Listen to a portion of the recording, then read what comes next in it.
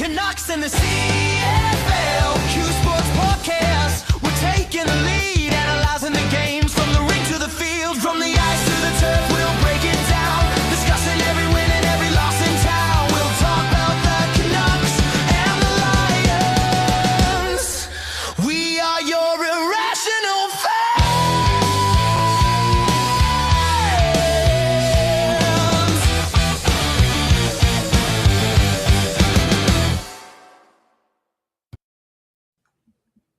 Ladies and gentlemen, welcome to episode 140. I think it's 46. Well, yeah, because the thing said when I clicked on it, said 45, but you can fix So that. welcome to episode 146 of the Hughes Sports Podcast. I am your host, Jake Hughes, alongside the old man. Old man, how the hell are you doing today? You know what? If I was any better, I always used to say I'd be twins. I'd have to be fucking triplets to be any better. Go ahead. I even say that I don't think the world could handle two of you, let alone three of you. But before I go any further, I screwed up last week. Well, you screw up a lot every week. An old friend who's younger than me, but he's old, that I would wear this jersey. He sent this jersey to me. I'm going to stand up so you can actually see it. He sent this jersey out to me.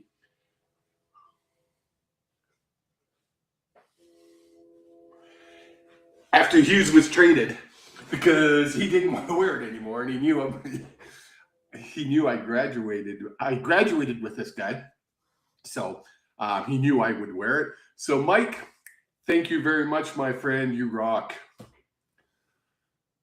Yes. It's a beautiful jersey, isn't it? It's very nice. I like it. It's very nice. Next to the skate jersey, probably one of my favorites. Well, I like personally, I like the spaghetti logo. The skate logo. Yeah. Oh, why did you call it a spaghetti logo? It looks like a plate of spaghetti. Let's be honest here. The skate logo? The skate logo. Yeah, the one, the circle one with the skate that says Canucks. If you look at it real quickly, you're going to look at it and be like, oh my God, it actually does. It's right behind me. You can see it right behind me. You're telling me from a distance that doesn't look like a fucking thing of spaghetti being pulled off a plate?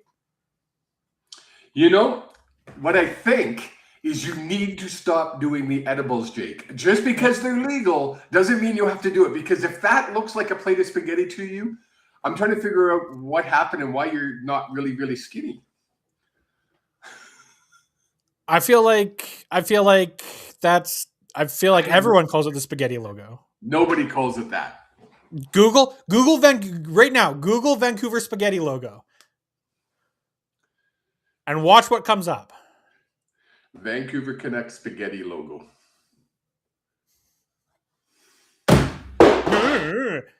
Oh, just like, and I. Oh, hold on. They all came up. It wasn't just that.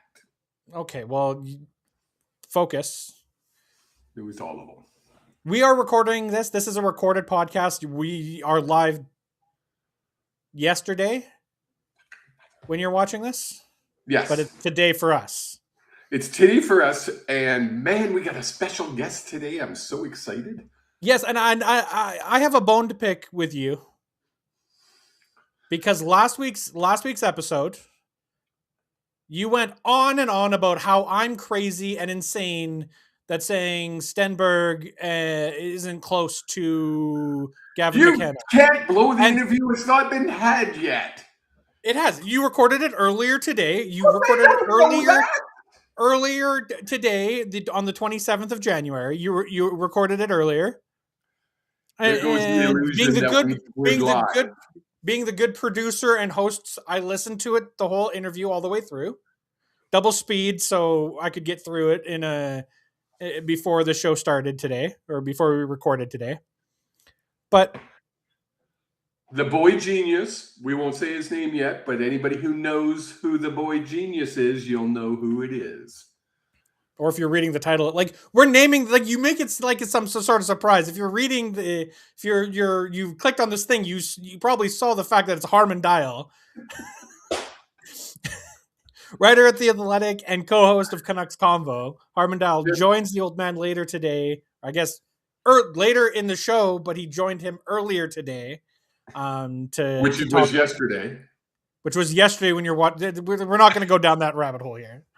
But we are your irrational fans when it comes to Vancouver Canucks as well as the CFL. I feel like I need to get in a better habit of doing that at the beginning of the shows to tell people what this ridiculousness is all about. But you were going down a rabbit hole, and then I called you crazy, and then I got you off your rabbit hole.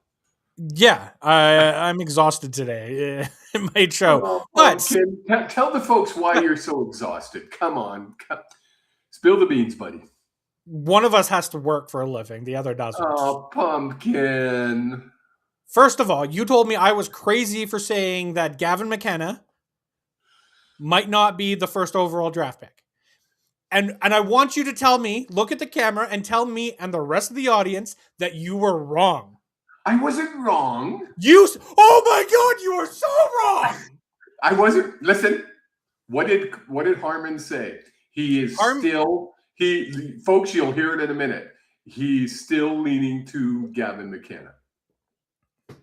But out of the World Juniors, there's no buts. Out of the World Juniors, he said, and I quote this interview that's happening later in the show, that he was softer on McKenna. But what is he now? He believes that Gavin McKenna would be the right choice. Whoa! So who's wrong? Who was wrong? You were wrong. The question you asked, and the answer I gave last week coincide exactly with. Where are you pointing? You're pointing back to the guitar. I'm trying to point. It's not hard.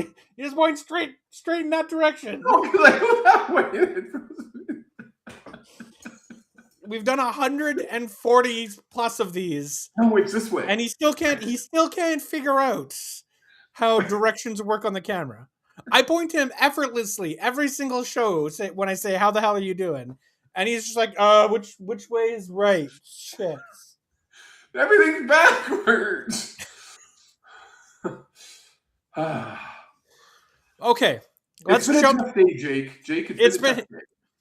Let's talk about the tough day as a Vancouver Canucks fan, because early this morning, I guess it really wasn't that early, but early this morning we got news that Thatcher Demko is out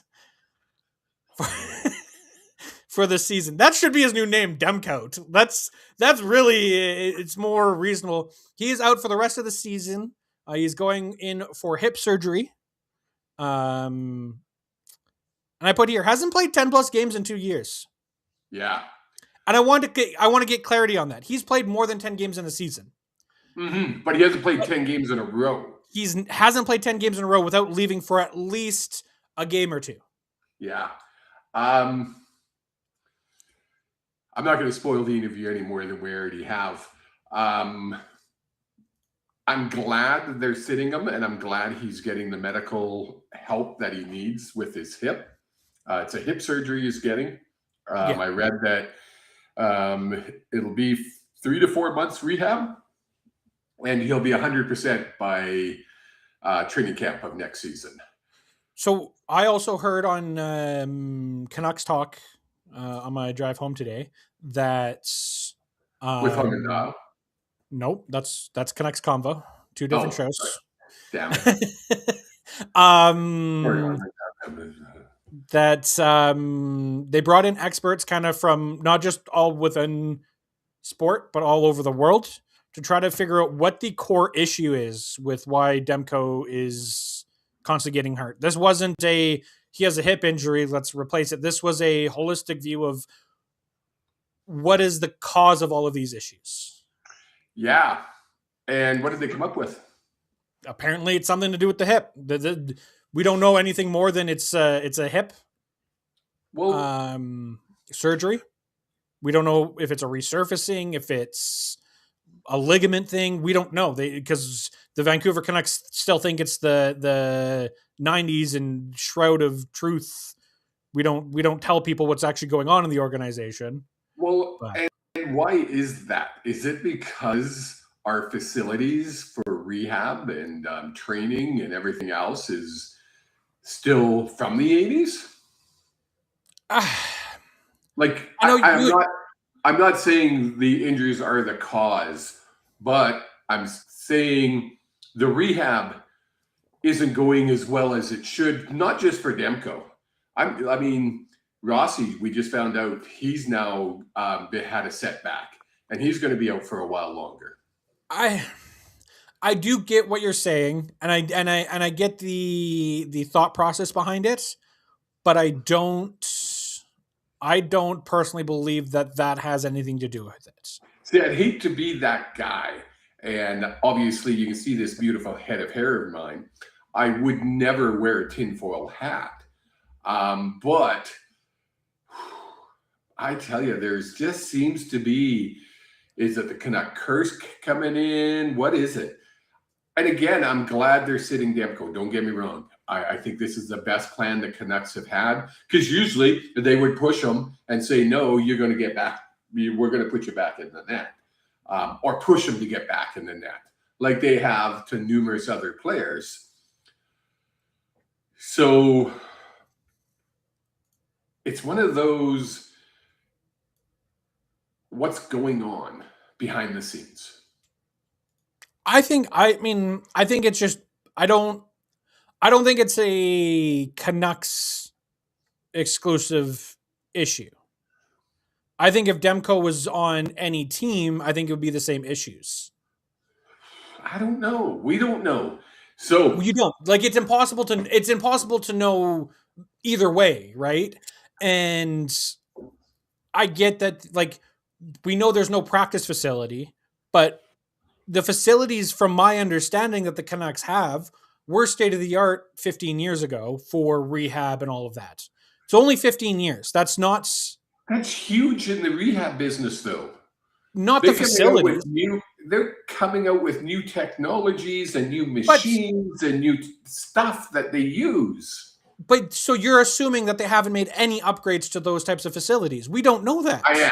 And I am assuming that it's still 15 or older. Year older. I think there's a lot. Go ahead.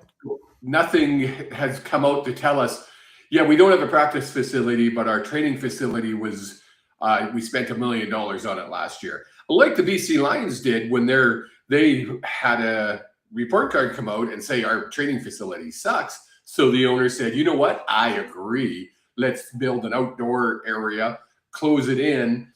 We'll put the best possible training facility or the training machines in there as I spend another couple $1 million upgrading a building I'm only going to be at for 2 to 3 years. 100%. And I think there should be some clarity and honesty. That's why I think the CFLPA, the NFLPA doing those report cards is so good. And I think every league everywhere, like all players associations, should be doing that. Yes. I think my big thing is have never heard that it is an issue. And with the Canucks and the amount of media and noise around that organization, is that if there's an issue, it's talked about from the insiders. Because go ahead.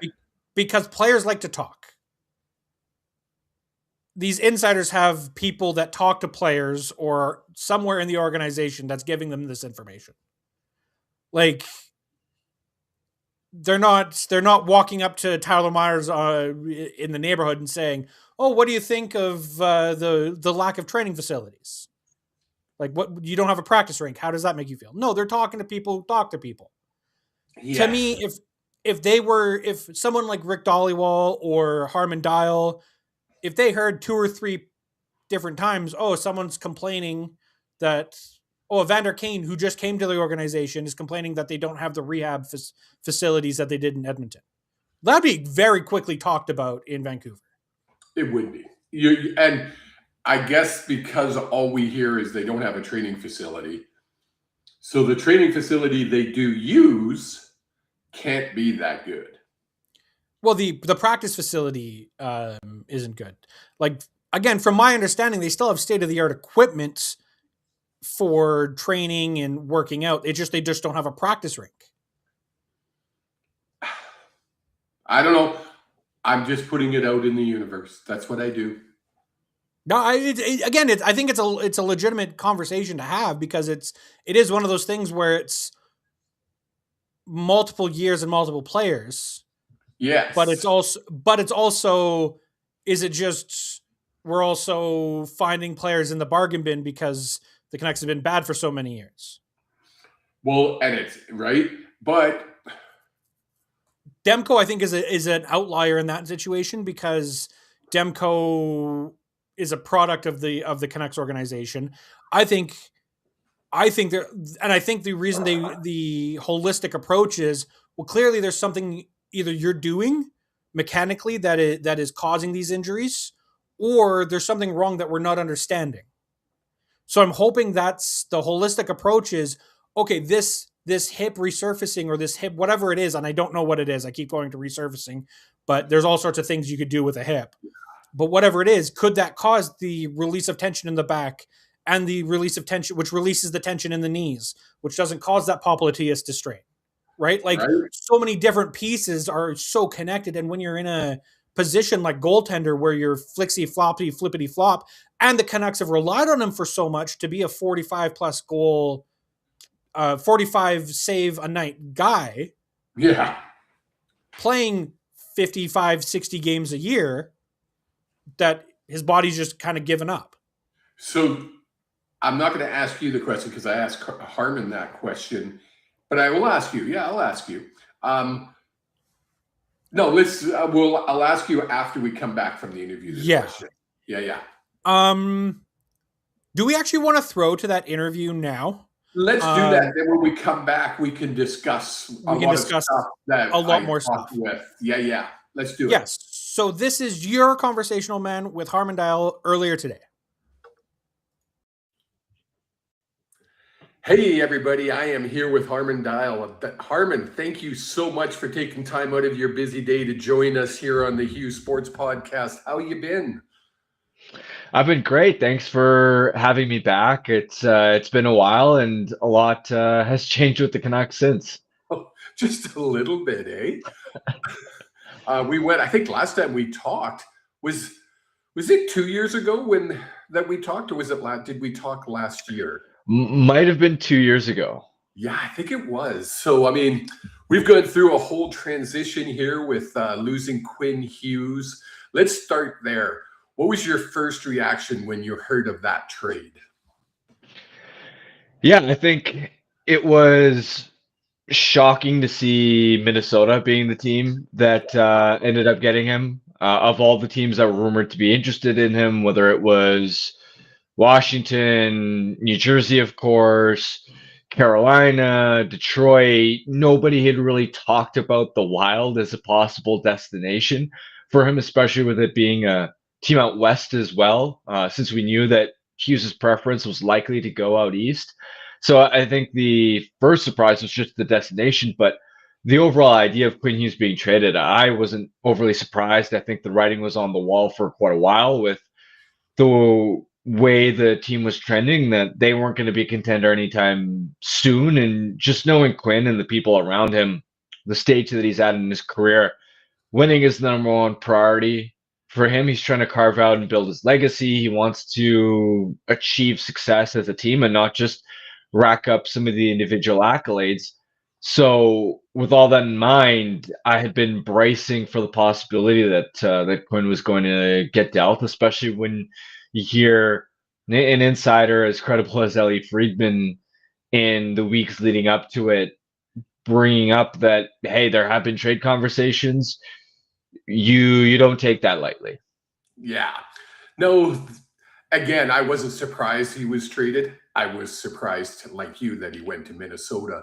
The return, your thoughts on the return we did receive for Quinn?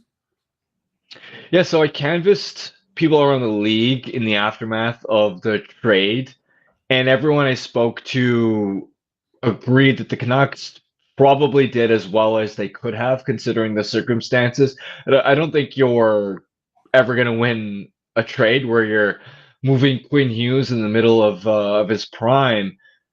But the pieces that they got back are significant and should be part of the solution moving forward. And to me, the biggest X factor is going to be Zeke William, where for me, that was the biggest reason why I felt that all right, Canucks fans should feel at least somewhat optimistic about the return they got. Where, yeah, Ogren and Rossi and an extra first round pick, those are nice pieces, but Booyam is really the main story that's going to make or break whether the Canucks are able to salvage the Hughes situation, because Booyam was one of the best defensemen in college hockey, elite point producer. Everything about him has suggested that this guy has the potential to one day become a top pair defenseman in the NHL. Now, since coming to Vancouver, we've seen flashes of the offensive upside. We've also seen quite a lot of growing pains defensively. So clearly he's raw. It's going to take a lot of time for him to develop and hit his ceiling. And ultimately, with young players, there's never a guarantee that they're actually going to hit their best case scenario as well. Like as much as I'm hopeful and optimistic that William will get there, he is ultimately still so young to where things can happen, and not every prospect and blue chip youngster does hit their ceiling case. But he's the guy that's going to determine whether or not the Canucks feel at least somewhat okay about the Hughes return. And just overall, I think when the trade happened, most agree that the Canucks did fine, considering that they were essentially backed into a corner. Well, yeah, I mean, we knew he wasn't going to re-sign. We had to trade him. There wasn't a choice. So when you're up against the wall, you're kind of almost handicapped at one point there. I think the return was better than I expected, to be honest. Now, you mentioned in that comment about time. It's going to take time for these young talents to progress. Do the owners of this team have the stomach to let it take that time? It's a really good question. I think the Canucks are in a spot where right now they have no choice but to, like, you're getting kicked in the teeth every single game. Yes. It feels like. And this talent without, or this roster without Quinn Hughes on it, is just so bare bones that even the most optimistic Canucks fan, even if you're trying to look at things through a pipe dream perspective and outlook, you can't delude yourself into thinking that you're close. I think everybody understands that there's a lot of work that needs to be done to construct the core of this next Canucks team, especially up front, where I don't see a single forward either on the roster right now or in the prospect pipeline that projects to be a true top line player on a contending team.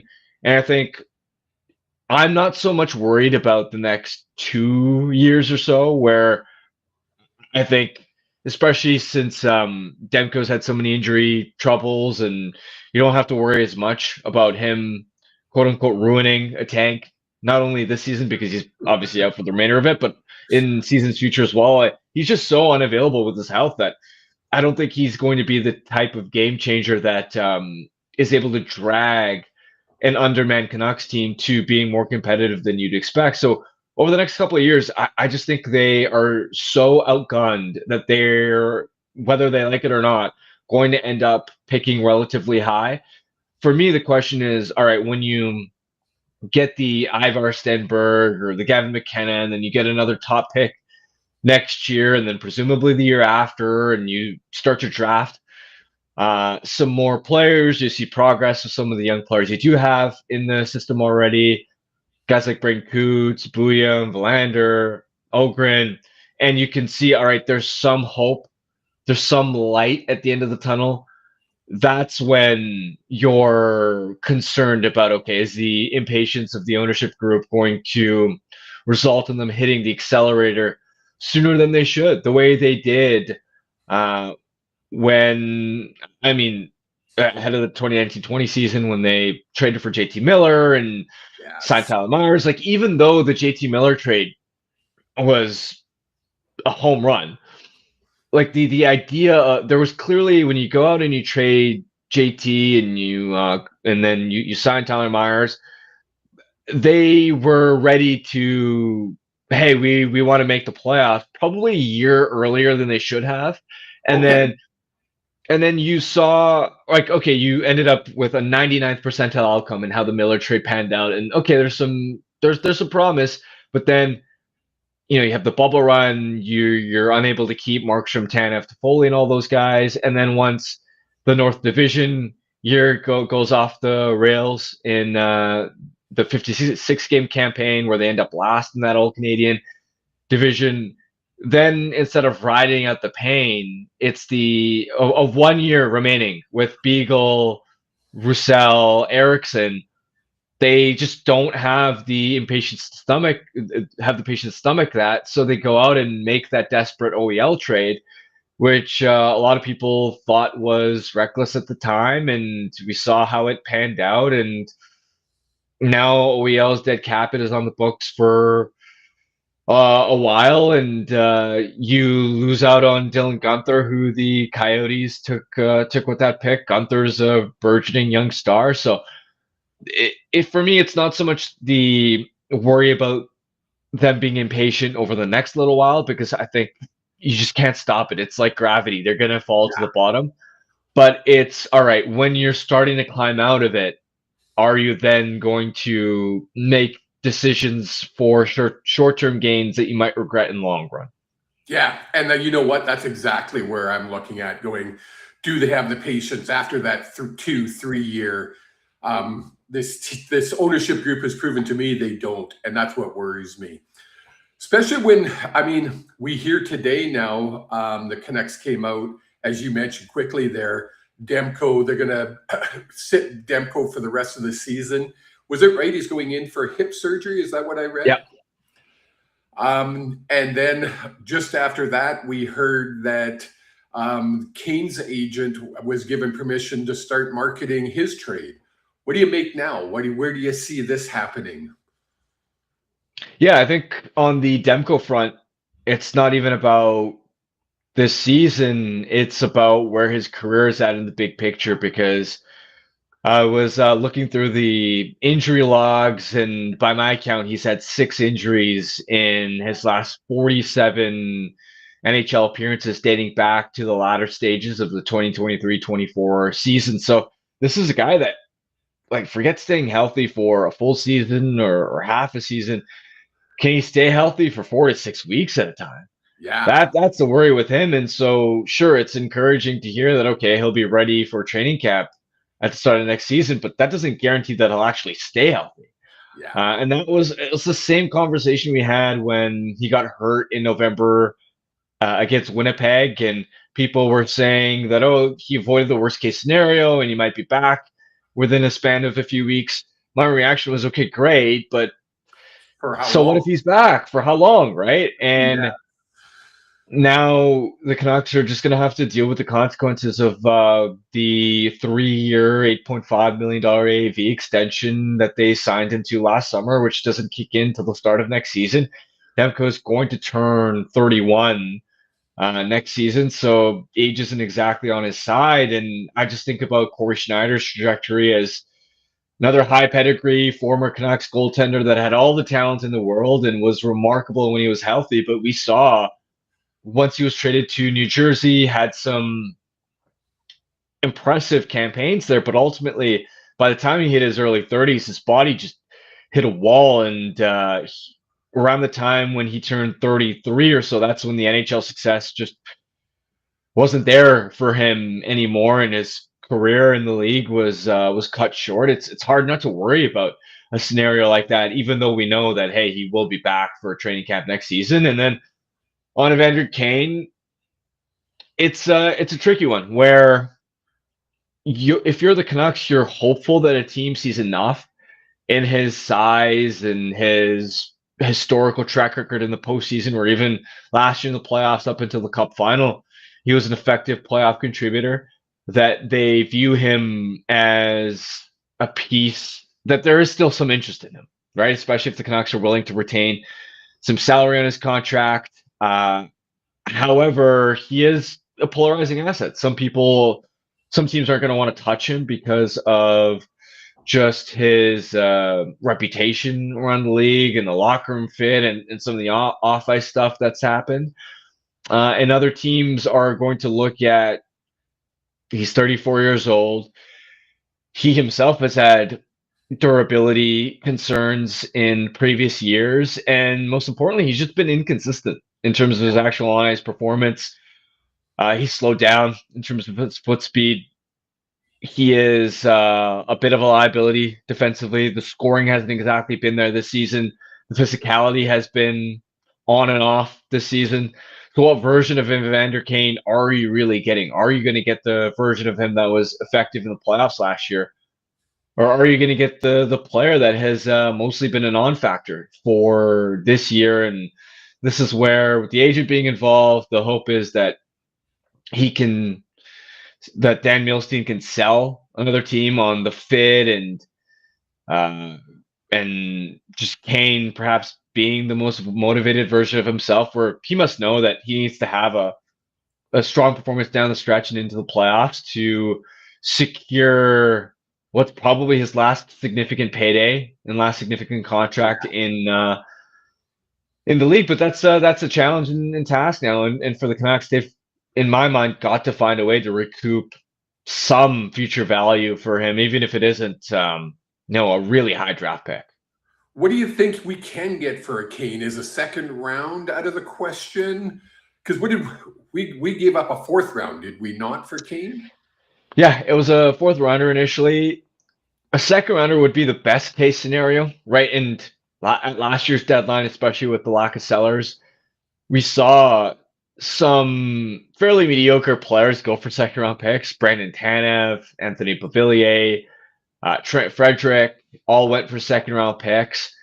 So maybe if there's enough demand, there's a best case scenario where Kane can fetch you a second round pick. But I think more realistically, I would be looking in the mid-round pick range, especially because he has some degree of trade protection. So that could influence the number of suitors that he could be compatible for. And again, just how polarizing he is as a player and as a person in the league. Not every team would want him, even if he was playing at his best, just because of some of those locker room fit question marks and his checkered past. But that's where I'm at, where I'm expecting a mid-round pick, and your best case scenario would be a second rounder. Awesome. Now, back to Demko. Has he played his last game as a Canuck? What do we expect him coming back? Like you say, you see this history of him. Sure, he's going to be ready for training camp next year, but for how long? Do we market him? Do we put him out there? I'm stuck. Yeah, and it's anyone's guess, because with the number of lower body injuries he's had, I mean, I'm not a doctor, so it's tough for me to, I don't have access to the medical files, but look, I don't think it's necessarily a case where he's played his last game as a Canuck, because Demko's a gamer. He's a warrior. He's gonna want to battle through, and players just in general don't want to give up on their NHL career so quickly. They're gonna push their body as hard as they can, and I imagine he'll at least get into some games at the start of next season if he's able to stay healthy. But as you said, the question is for how long, and to me, it isn't a question of has he played his last game as a Canuck, because I don't think that's necessarily the case. But it's how many games is he going to play total next season, and has he even play more than 20 games? Can he hit 15 games, 10 games? It just feels like the bar is lowering with each injury that he suffers, and I really feel for him, and my only hope at this stage is that he doesn't push himself so hard to where this affects his future quality of life post-retirement. Right, and you have to think that way at this point. You have to take into account that he is, what is he, 31, did you say? Yeah, he's going to turn 31 in next season in December, so 30 for now, but basically 31 by the time the contract kicks in. And I mean, he's got a lot of his life outside of hockey left. How valuable is that to you? It comes a point, I see it in football. Obviously, you can look behind me. I'm a big football guy. People getting concussions, and it's like, dude, sit. You have a Hall of Fame career. Sit and let somebody else take over. I know I only said 15 minutes. I got one last question for you. Get your crystal ball out. Canucks finish 32nd. We drop the Canuck luck, and we actually win the lottery. I got goosebumps just thinking about it because I don't hold out much hope. Who do we pick? You have number one pick. If you were in charge, who do you take out of those three?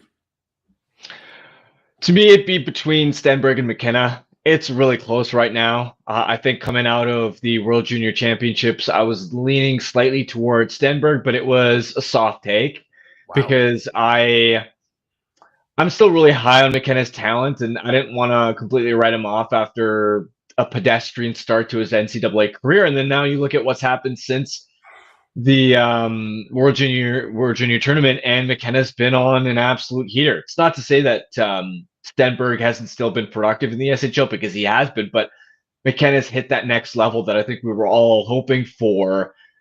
And so I've gone back to leaning slightly in McKenna's direction. The point is, like, there's so little separating these two in my mind, and I didn't expect or anticipate it being this close before the season started, where I thought McKenna was the clear cut number one, but then Stenberg has just produced at a historic level in the SHL, and you can't ignore that kind of offensive production. I lean ever so slightly towards McKenna right now because I think he's got the best chance of being a pure offensive game breaker, and he's got puck skills and talent that I haven't seen from anyone else in this draft class. However, I understand that Stenberg's game could project a little bit better towards the pro style. I lean McKenna right now, but we'll see. There's still about 5 months left of hockey to be played, and a lot could change. It's going to be a long 5 months. I say to Jake all the time, I'm like, can you imagine having to cover the Canucks daily when they're playing as bad as they are? My heart goes out to you guys that are covering this team on a daily basis. Because how many different ways can you say, we're not very good right now, we're hoping for the future? And you have to keep repeating that in different ways. It's got to be hard. Yeah, I mean, as long as they embrace a rebuild, I think that's the important part, where now that they made that Kiefer Sherwood trade, pick up a couple second-round picks in that, it's okay. You're starting to sell off. You're picking up some pieces, and especially if they can swing another couple of trades ahead of the deadline where they're clearly selling for future assets, it at least gives you a sense of direction. And I think that direction is necessary for hope among the fan base. And so long as there's hope among the fan base, I think that is what keeps you driving forward, even if the honest results are tough to watch these days. Awesome. Sir, thank you so much. I really appreciate you taking the time. I know you're super busy. We will keep in touch, and maybe when the season's over and we do win that freaking lottery, we'll have a chat again then. Absolutely. Thank you. Thank you. Talk again. That was Harman Dayal of The Athletic and Canucks Convo. What a great conversation with the guy. The fact that he took the time in the middle of a day of his work day to chat with you is always phenomenal. Well, not only just a regular work day, but a day where we find out Demko's gone for this season. We find out Kane Kane's agent has been given permission to shop him around the league. The 3-game suspension for the head hit came out. I didn't even get to talk to him about that because my time was short with him. And yeah, I'm so grateful. But what a great interview by me, I must say. Like, that was one of my, I'm just saying. One of your better interviews for sure. I mean, we got a lot of room to improve, but we'll get there. Well, I mean, it's, hold it. Have you ever done an interview no, you haven't. So you just sit there. I don't think that's true. There. I don't believe that's. Which way am I pointing? Shit. That way. You just sit over there. No, over there. Oh, forget it. Just where's the camera? Just look at the camera. And now point to your right. Oh, it goes the wrong way. That was to my left. Right.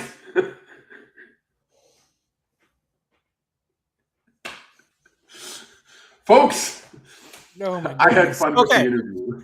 How was that? No, I mean, It was a lot of fun. It was a lot of fun.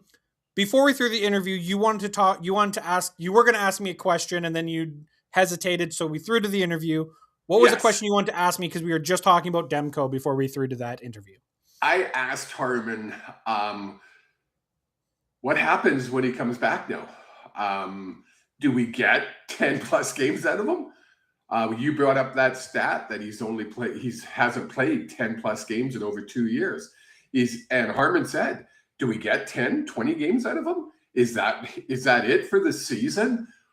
My question to you is, then what? Do we keep him? Do we try to trade him? Well, Is he a he's backup? got a full no movement clause kicking in July 1st. That's the Right? problem. Yeah. I think the organization was hoping to have this kind of figured out quicker. Oh, you think? Because if we are going into a rebuild, he can waive his no movement clause, but that makes that trade a lot harder. But also, a guy coming off of hip surgery, you don't know how he's going to be, and if you're not going to get 10 games from him, you need to show off what he can do before you can trade him. People are going to want to see him to play 20, 30 games minimum at high level. And we're paying him a good dollar. Yep. As an elite goaltender that we expected him to be.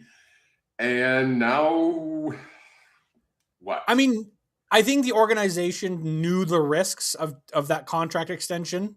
Oh, yeah. And I think you balance that with, if you believe management, which I do with the biggest grain of salt you can imagine, they viewed this as a soft retool the moment JT Miller left. Yes. Now, clearly, we have dived deeper into that, and it's a rebuild. But if you were okay paying Demko that for a soft retool, knowing he's had those injury issues, I think you have to be okay paying him for this going forward. I also think he can be a leadership figure in that locker room. But right now, I don't think he can because he's not with the team and he's not around them. Well, I think you can't pay that much for a backup goalie only playing 20 games a year. Sure you can. On a team that's not going to be close to the salary cap, who's rebuilding. That's true. Yeah, you know what? You got a point. In 4 or 5 years, 100%, I think also the cap is going to go up substantially, hopefully in 8 years. Yes. But I think in 8 years, where the Canucks are going to be super competitive, it doesn't matter. But that's the timeline we're looking at. Let's be real. We keep saying we're going to be a winning team in 4 to 5 years. Yes. That means we're making the playoffs. Yes. How many years did that Sedin, Burrows, Kessler core take to break through? 4 or 5 years? Four cracks. I think it was 4 cracks at the Blackhawks before we finally beat them. Exactly. My only concern, and I asked Harman this question and you heard his answer, what happens in 2 to 3 years where we're starting to look kind of good? And this ownership group has seen a half-empty building for 2 years because you admitted now that we're going to see a half-empty building. Even if we have hope, we're still going to see a half-empty building if we're not winning games. Does the ownership group panic like they did, what was that, 3 years ago, 4 years ago? Where Harman said if they would have left that alone and let us gradually build, we wouldn't be in the position we are now. No, I 100% agree. I don't agree that the building will be half empty. If they keep playing the way they have the last few games. We talked about it. We talked about it Yes. with going on the 11-game losing streak, that's hard to sell to fans. And it wasn't like it was entertaining hockey. It was 6-3, like games where you get 3 goals in the last couple minutes because it was who cares time. Well, and also we're in January. Notoriously lower attendance to hockey games, just for the fact you're over the holidays. Yep. Money's tight for most families, and so notoriously lower attendance at the rinks in January. Add in the 11 game, yeah, you're gonna have half empty rinks. I hope I'm wrong. But so if we last spoke Wednesday, the day of the Capitals game, and I said, watch us win. Well, we did. We finally broke that 11-game losing streak. We beat the Capitals. Apparently the only team we can beat because it's the two. We've faced them 2 times. We beat them twice. It's the only games we won all season. But then not just that, but then the loss of what I'm trying to remember the order of the games that they came in. My brain is not working with me today. The loss to the Devils. The loss to the Devils. You would message me and you're like, oh, here we go again. Like another shitty game. Well, yeah, the first period was kind of shitty, but the effort in that game, in the latter half of that game, was phenomenal. The Sunday game, again, we're going on moral victories here. We're going on effort victories. We're not saying we need to win the only win is a win. No, at this point, we need to see effort. In the Penguins game, did you see EP40 playing goaltender?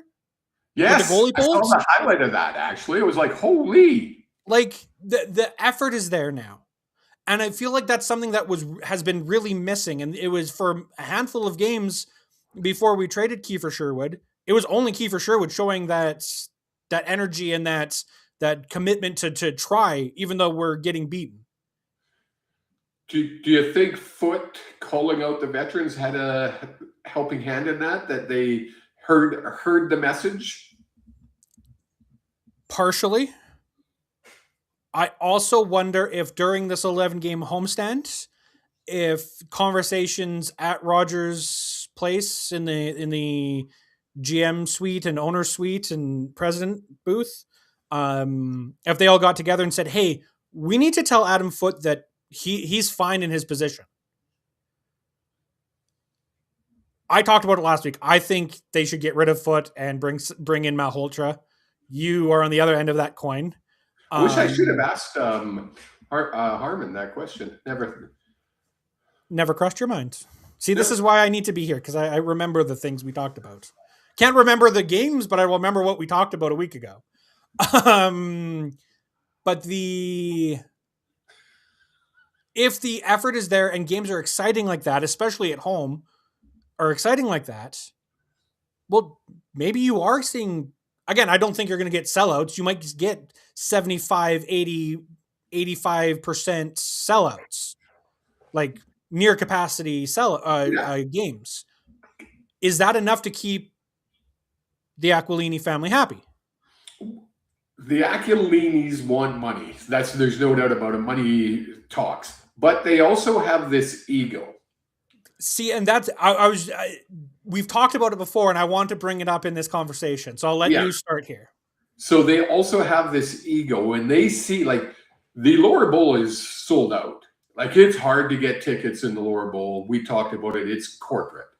Yeah. Big cities like Vancouver rely on corporate ticket sales to fill that lower bowl.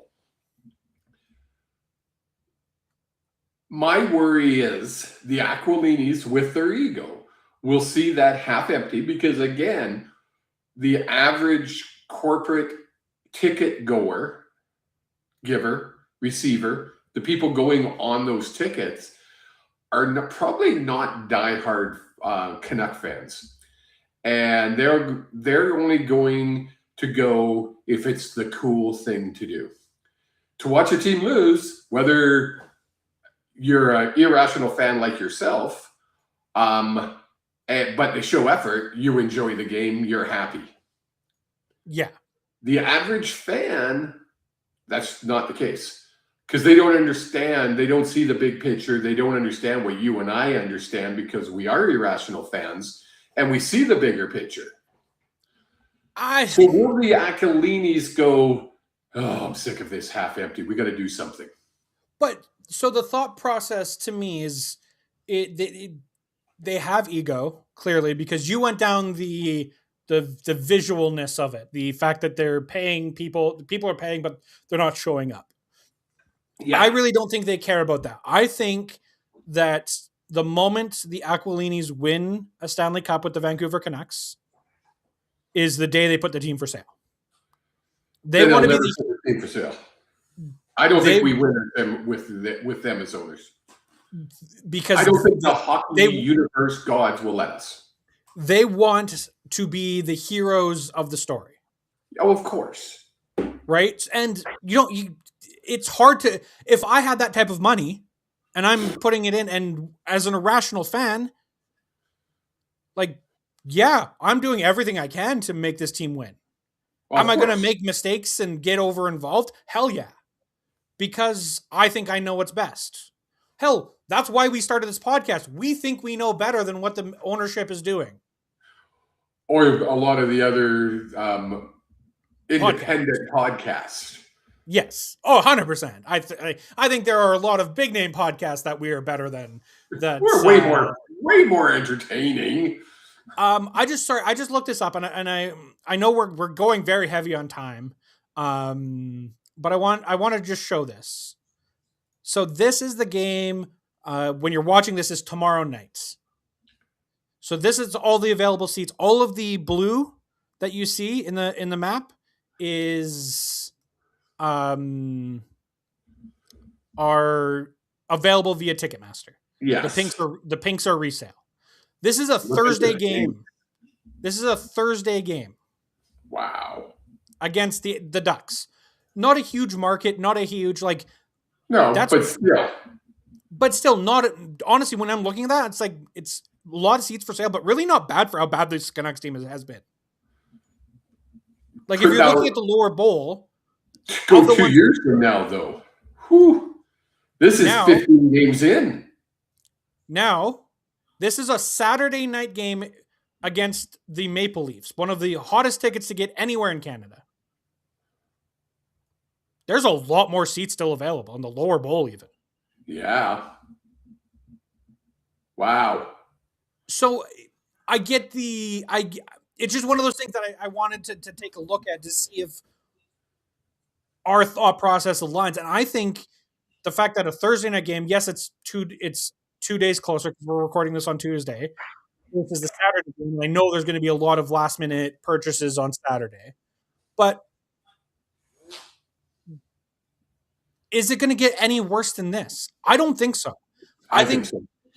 I think because, again, if you are selling hope and your product is exciting and you're showing hope on the ice, I think that's where things are going to change. Well, and the diehard fans like you and I, yes, that will work for us. But that's not what's selling out that place.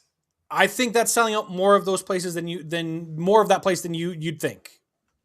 No, I disagree. So I think there's. Let's talk in 2 years, 3 years when they pull a EOL stupid play because they're panicking. And what did you say? What you Oliver Ekman Larson, OEL, just correct. I said EOL. Yeah, I knew I got it wrong because I wanted to say ELO, Electric Light Orchestra, and I knew it wasn't that. So that's my worry is they'll be there and they'll see it. We've got a glimmer of hope and all we need is one piece. Come on, let's get that one piece. No, it's not one piece. It's a bunch of pieces and it's going to take 4 or 5 years to get to where we need to be. See, and I agree. I think that's going to be the fight with ownership. But the fact that Rutherford and Alvin have been allowed to use the word rebuilt, I think that's a lot of Jim Rutherford managing up to ownership and saying, look, this is going to hurt. I'm not going to lie to you like Jim Benning and say we can do this in 2 years. We just went through an 11-year process of it's going to take 2 years. That's not going to work. As Harman said, the first 2 years is inevitable. We're going to suck. I don't care what they do. We're going to suck for the next 2 years. 100%. 3 years from now, we should start seeing improvement. So this season, next season, maybe even the season after that. So we're in 26.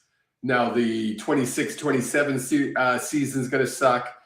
The 27-28 season, we're going to suck, but maybe not as bad. You could see some bright spots. Yes. And the 28-29, we should see a measurable improvement. If they do this properly, and I have faith that they do until they prove they don't. But if you build it properly, and I'm going to heavily highlight, if they do it properly, you'll see it'll be bad, and then you'll see small growth. But you might be a Anaheim Ducks a handful of years ago where they were like, they made the playoffs, and everyone's like, well, how did they make the playoffs? Well, they're a young core who don't think they're like, well, yeah, we're better than these people. We should be winning. Then they take a couple steps back, and that's fine. The problem is you need to let those players take that step back and not be, oh, well, we made the playoffs. Now we need to go blow the money. Yes. And that's, again, I get the concern. I'm just hoping that Jim Rutherford is managing up and that he'll be with the team long enough to keep managing up. I hope so. For the sake of just once before I die, hashtag, I hope so, because if not, we're gonna be the Calgary Flames and just be mediocre for the next 10 years. I mean, we have been mediocre for 10 years. Right? But we're gonna be now it'll be 20 years. Yeah. Let's talk about, we kind of got very derailed there from the show, sidetracked, but Kane's agent, Dan Milstein, has been given permission to talk to teams. Yes. You had asked Harman what he would be worth, and he said he'd be very happy with a second. Does it concern you that the agent needs to be involved or is involved at this stage? Well, it was funny because when I first heard it, I'm like, why does the agent have to be involved? And I read somewhere, and I don't know who it was, but it was one of the big insiders. So it was either Elliot Friedman or someone like that who tweeted out, just because we don't hear it, agents are usually involved in trades where players have a control of where they go. So they have some type of no movement clause. Their agents are quite heavily involved in that process because A, they know the player, B, they know where the player will want to go, and they have the contacts. So of course they're going to be involved. And not just that, but okay, let's say Kane, like we know, according to the insiders, Colorado and Dallas have both been rumors that are interested in Evander Kane. Well, if Dan Milstein has a great relationship with the Dallas Stars GM, why wouldn't you send Dan Milstein in there to go, hey, look, I heard from Alvin that you guys were interested. Like, look, this is what you're going to get. I know this season hasn't been great for him, but he's been on a shitty team. Like, This is what we can see. We've got 1 year left on this deal. We'd like to negotiate potentially for an extension. What would those numbers kind of look like, right? Like, there's so many moving pieces. Well, and especially the case with like Kane, like Harman said, this is probably his last payday. This next contract for him. So because he's, what is he, 34 now? So he has to when they're renewing, nobody's going to rent him for a year or for the playoff run. I think I disagree with that. I think there are a handful of teams that would. I think your return goes down if it's just a team that's looking for a rental. Yes. But I still think with a good rental. I still think with a 50% retention, a second is achievable. I still think, depending on how long you're willing to hold on to Kane for, I think a first is doable as well. But Ooh, first would be pushing it. If we didn't get a first for Sherwood, there ain't no way we're getting a first for Kane. Yeah, I understand that sentiment. I disagree with it. Yeah. Teams get desperate when it comes to for solid playoff contributors. Yeah. And that's what he is. He's not a regular season player. Yeah,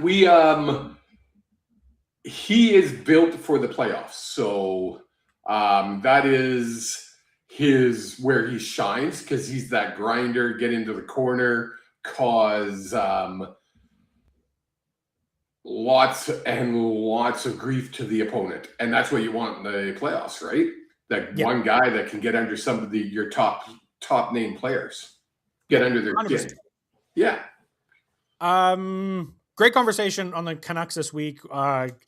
Normally we have like this perfect layout that we follow and like a roadmap of where we're going, but I really like the conversation we had about the Demko injury leading into the rebuild. It's nice that we agree, but also disagree on many different facets on this organization. And also, it's there's no right answer. No. So many people nowadays, well, this is the end. No, there's no right answer. We don't know. No, it's not like the right answer for picking first in the draft is definitely Gavin McKenna. Like, there's only one answer there. You're wrong, I'm right. Everything else, it's a plate of spaghetti. Oh, did you see how I brought that full circle? That was a very good full circle. That was a very good full circle. And you know who's probably eating a giant plate of spaghetti in Vancouver right now? I am going to say probably one of the best quarterbacks to play in the CFL in many, many years.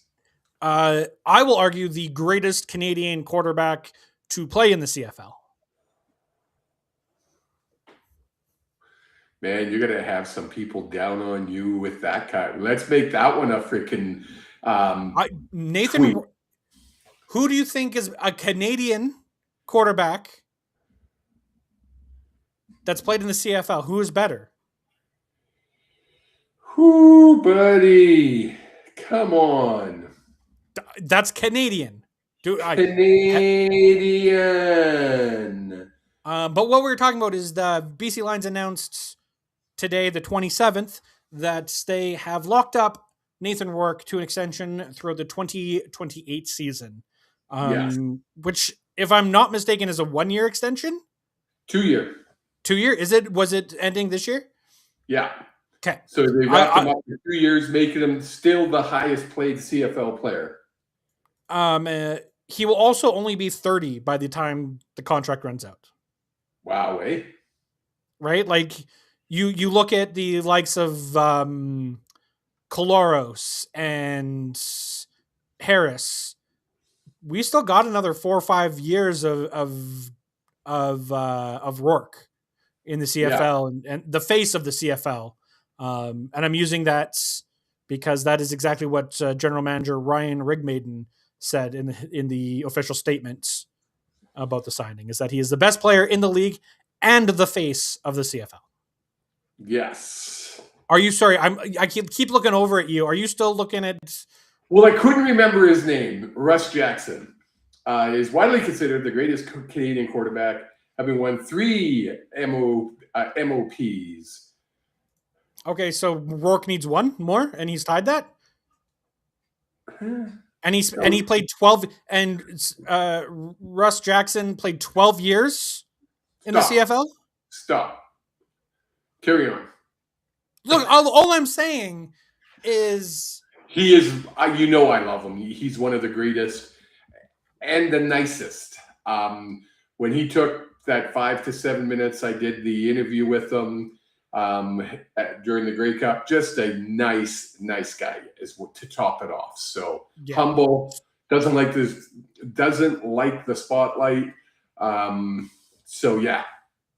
No, I think the signing is fantastic for the BC Lions because it gives you that stability for the next few years to also draw in other players.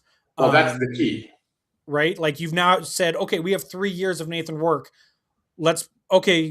Free agent A. Well, yeah, you're going to be playing with Nathan Rourke on the offensive side of the ball. Where did we hear that before? I'm the greatest recruiter. That From was Calgary. Vernon Adams. Vernon Adams said it in Calgary. I'm the greatest recruiter. And he is, because he's a great quarterback, right? Nathan's the same way. But also, I think, like Vernon Adams, and I don't know the same way with Nathan Rourke, but Vernon Adams will go to the general manager and say, I want this guy, I want this guy, I want this guy. This is what he wants. This is what he wants. This is what he wants. Because Vernon Adams is the type of guy who's like, no, these are my people. We're going. Well, veteran, rookie. Yeah, 100%. Right? Yes. Can you call Nathan Rourke a rookie still? Well, he's not. I wouldn't call him a vet like Vernon Adams, where Vernon Adams talks, people listen. Seasoned veteran. I think Rourke, when he talks, people listen.